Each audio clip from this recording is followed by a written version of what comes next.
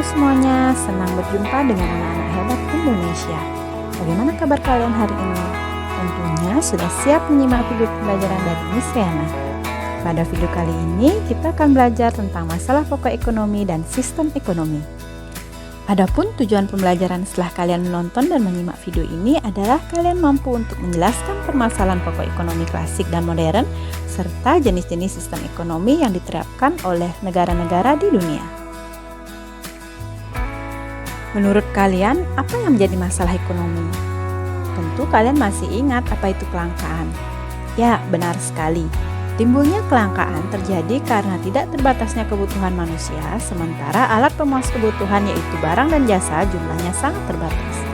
Dan hal tersebut menjadi masalah besar yang ada dalam lingkup ekonomi. Berdasarkan teorinya, masalah ekonomi dapat dibagi menjadi dua, yaitu masalah ekonomi klasik dan masalah ekonomi modern. Apa saja ya maksudnya, serta bagaimana suatu negara memilih sistem ekonomi untuk mengatasi masalah ekonomi tersebut. Yuk kita bahas dan simak video berikut dengan seksama. Masalah ekonomi dibedakan menjadi masalah ekonomi klasik dan modern. Masalah ekonomi klasik terdiri dari produksi, distribusi, dan konsumsi. Produksi berkaitan dengan bagaimana memproduksi barang dan jasa secara efisien sehingga bisa memenuhi kebutuhan semua masyarakat. Distribusi berkaitan dengan bagaimana menyalurkan barang dan jasa dari produsen sampai ke konsumen serta saluran distribusi apa yang akan digunakan. Konsumsi berkaitan dengan bagaimana menggunakan atau menghabiskan nilai guna suatu barang sehingga dapat memenuhi kebutuhan manusia. Selanjutnya adalah masalah ekonomi modern yang terdiri dari what, how, dan for whom. What atau apa berkaitan dengan barang apa yang akan diproduksi serta berapa jumlah produksinya agar dapat memenuhi kebutuhan masyarakat atau manusia. Yang kedua adalah how atau bagaimana berkaitan dengan teknik produksi yang digunakan, jumlah tenaga kerja, serta teknologi yang akan digunakan sehingga dapat berproduksi dengan efisien. Yang ketiga adalah for whom atau untuk siapa berkaitan dengan sasaran konsumen atau pasar mana yang akan menggunakan atau membeli atau mengkonsumsi barang yang sudah dibuat. Pernahkah kalian mendengar tentang sistem ekonomi? Sistem ekonomi sebenarnya digunakan untuk menjawab berbagai permasalahan ekonomi di setiap negara. Sistem ekonomi pada dasarnya merupakan suatu cara yang diambil dalam rangka mengatur sekaligus mengorganisir seluruh kegiatan ekonomi baik ekonomi rumah tangga negara atau pemerintah maupun rumah tangga masyarakat atau swasta berdasarkan prinsip tertentu dengan tujuan untuk mencapai kesejahteraan. Adapun fungsi sistem ekonomi yang pertama adalah menjadi perangsang bagi masyarakat untuk melakukan kegiatan produksi.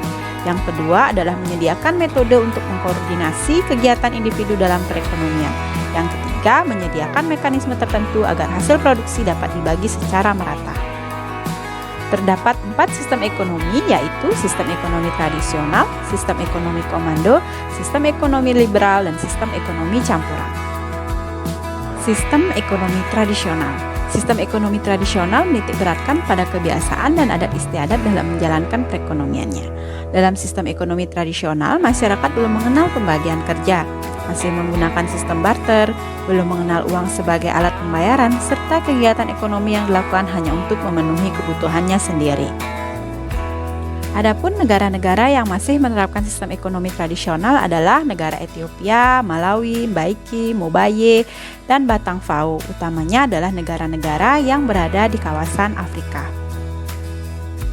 Berikutnya adalah sistem ekonomi komando. Sistem ekonomi komando merupakan sistem ekonomi di mana seluruh kebijakan perekonomiannya ditentukan oleh pemerintah, sedangkan masyarakat hanya menjalankan peraturan yang telah ditentukan dan ditetapkan oleh pemerintah.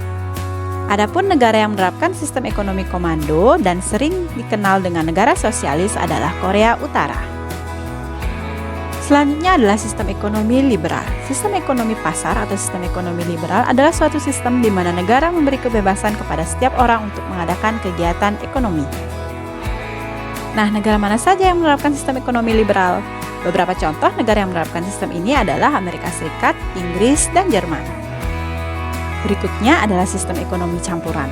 Sistem ekonomi ini menitik beratkan interaksi antara pemerintah dan swasta dalam melakukan kegiatan ekonomi. Pada penerapan sistem ini, pemerintah dan swasta memiliki peran yang seimbang. Nah, kira-kira negara apa saja nih yang menerapkan sistem ekonomi campuran? Oke, jadi ada Indonesia, India, Malaysia, dan Mesir. Nah, yang terakhir adalah sistem ekonomi Indonesia. Saat ini Indonesia menganut sistem ekonomi demokrasi ekonomi, artinya kegiatan ekonomi dilakukan dari, oleh, dan untuk rakyat.